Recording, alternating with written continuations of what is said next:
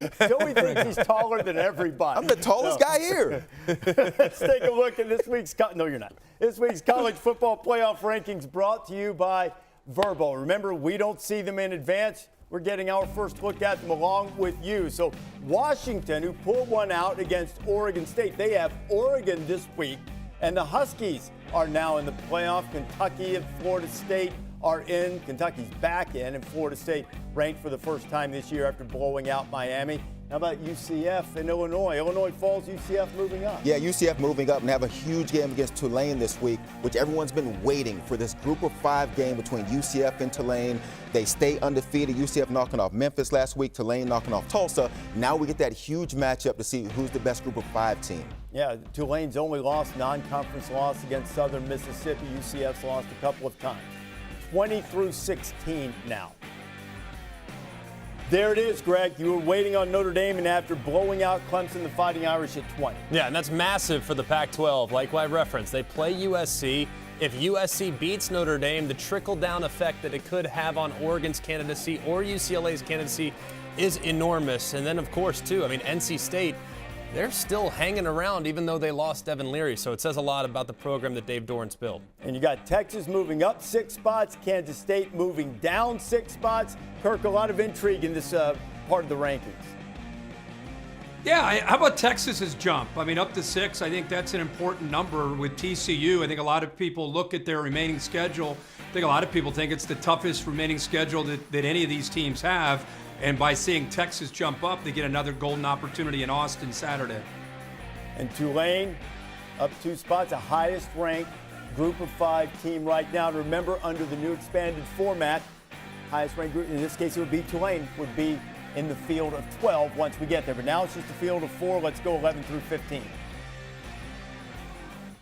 Drake May in North Carolina is playing as well as any quarterback in the country. Maybe Carolina's going to make a push.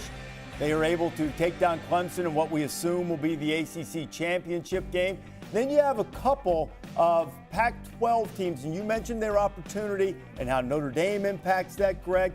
Utah's up a spot, UCLA holding firm, and Ole Miss can still make the SEC championship game. They need to beat Alabama, and they need somebody to knock off LSU. I think when you talk about the Pac-12 and the strength of the Pac-12, seeing UCLA, Utah, Oregon is up somewhere above this. If they have a chance, these teams, Utah has to play Oregon in a couple weeks, but UCLA, USC coming up, there's a lot of games in that Pac-12 that are going to get really interesting down the stretch. So let's go to number 10 now.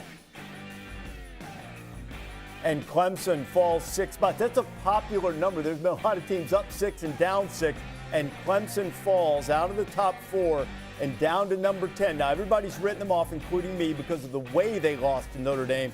What does that indicate? What does that indicate to you, Kirk, about Clemson's chances should they go on and win the ACC? They're hanging on when it comes to the playoff. I'm just intrigued to see how they handle a loss like that, still trying to figure out the quarterback position. If I'm Dabo Swinney, I'm not watching these rankings. I'm not worried about the rankings. I just want to get back to playing football where up to their own standard. But I'm anxious to just see how Clemson responds, Greg, after that. That's a humiliating loss for Dabo Swinney. And Kirk, I just wonder if there's enough meat on the bone on Clemson's remaining schedule to get back into the mix, because even in a loss with Michigan to Ohio State, Michigan likely would still be ahead of Clemson. Where does LSU fall in the mix? Where does Alabama fall in the mix? There's still so many teams that we've yet to rank that even if they were to lose, they'd probably still be in front of the Tigers, knowing the strength of schedule that remains in other places. So the ACC right now, this is a reflection on just the quality at the top. It's a little bit more bunched up than we're accustomed to. At number 9, 1 spot ahead of Clemson, is Alabama, down 3 spots after that loss to LSU, and with 2 losses and virtually no shot to get to the SEC championship game. All the conspiracy theorists, this is over. and it feels very strange. Here we are in the second week of the rankings, and Alabama is a team that we won't be discussing as a part of a team that can get into that top 4. Feels strange with that talented football team. Haven't looked like the Alabama we've seen in past years with some close games and now with 2 losses. At number 8, 1 spot ahead of the Crimson Tide, Southern California moves up one. USC fought and scrapped around again this week, and they've done that a lot, but they've got some opportunities coming up with a couple of ranked teams left on the schedule with UCLA and Notre Dame, and then they would need to find a way to get into the Pac-12 championship game. They don't control their destiny there. Remember, Utah's got 2 losses, but one of those, a non-conference loss to Florida, and the Utes hold the head-to-head edge over the Trojans. And even though they're sitting here at 8 right now, just given the optics of how Oregon lost to Georgia, I still think USC, of course, they got to run the table the rest of the way, and they need to improve defensively because they're not going to run the table if they don't get better on that side of the football. They might be the Pac-12's best chance. I'm not sure they're the best team in the Pac-12, but if you put together a 12-1 resume, with that one loss being on the road by 1 to a very good and well-respected Utah team, you can beat and knock off a great Oregon team in the Pac-12 championship game. USC, because of the non-conference 2 against Notre Dame, they might have the strongest resume amongst all the Pac-12 teams when it's all said and done. I would agree, except the way that Oregon is playing right now.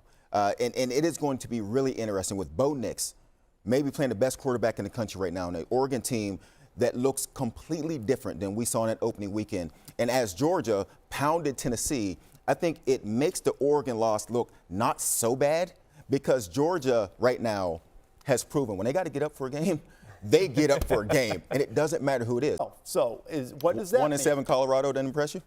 They do not. They do not. Yeah, but Bo Nix caught a touchdown Here's how we're going to do pass. it because we like to build the drama here. Let's go to the top of the rankings right now because I don't think there's a lot of drama about who we're going to see at number 1. Oh, and look what we've done. 5, 6, 7. Georgia is number 1. They move up from number 3 after just thrashing Tennessee on Saturday afternoon. Behind the Dogs, I assume, is going to be Ohio State. And it is. The Buckeyes, in some awful, awful weather in Evanston, remained undefeated. Michigan messed around for a little while and then steamrolled Rutgers late. They move up a couple of spots. And so Georgia, Ohio State, Michigan, 1, 2, 3. I think most people expected that. Now the question is, does Tennessee fall from 1 to 4 or farther, or is it TCU getting into the top 4?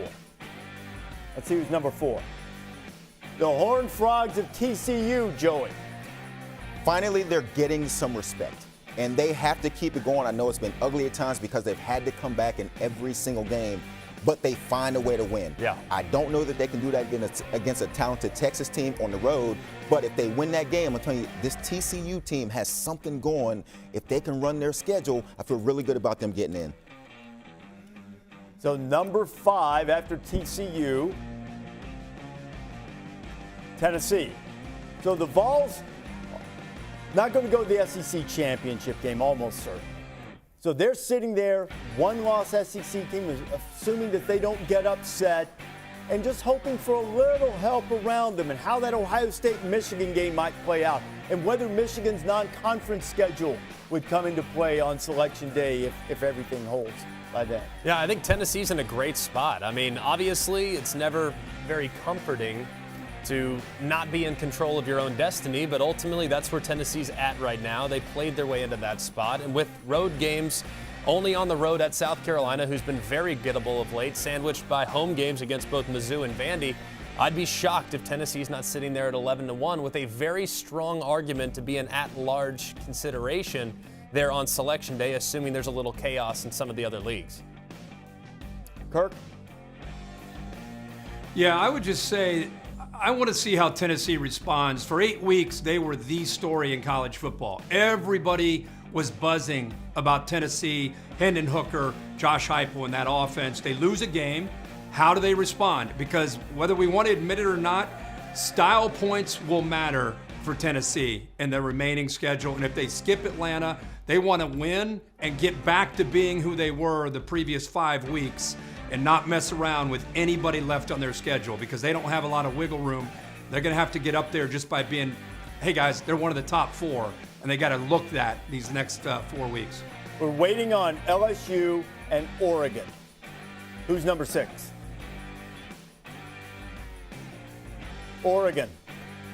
So the number 6 team in the country has a 46-point loss on its resume to Georgia, but has looked brilliant since then. could create some intrigue on Selection Day, and that leaves at number 7. Highest ranked 2-loss team, LSU, had the narrow loss against Florida State to open. They, too, have a 4-touchdown loss at home on their resume at the hands of the number 5 team in Tennessee, which really, I almost feel like I look at this, Kirk, and I feel like LSU, barring ultimate chaos, is sort of blind.